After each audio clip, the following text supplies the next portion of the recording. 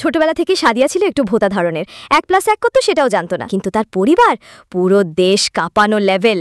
বাবা বিখ্যাত finance king, মা সুপারস্টার অভিনেত্রী, ভাই ৪ বছর বয়সে নিজের আঁকার প্রদর্শনী, এমনকি বাড়ির কাজের মহিলা একজন দাপুটে মার্শাল আর্টস এক্সপার্ট, আর বয়স্ক দারোয়ান চেন, তার একটা কথা মানে পুরো বাহিনী থমকে যাবে। সবাই এত অসাধারণ, আর সাদিয়া শুধু সাদাসিধে। তাই মাঝে মাঝে তার মনে হতো, আমি কি সত্যি এই পরিবারের সন্তান, নাকি নার্স ভুল করে অন্য কাউকে দিয়ে দিয়েছে।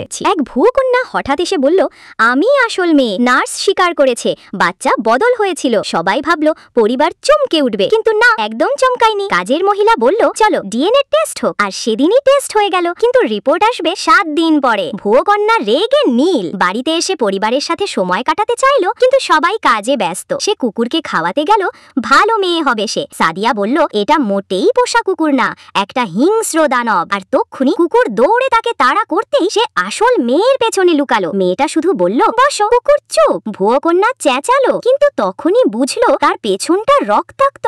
দৌড়ে হাসপাতালে, সরাসরি বৃহৎ র্যাবিস ভ্যাকসিন। দুজন নার্স আর আসল মেয়ে ধরে তাকে ইনজেকশন দিল। তার মেয়ে সাজার শখ মিটে গেল।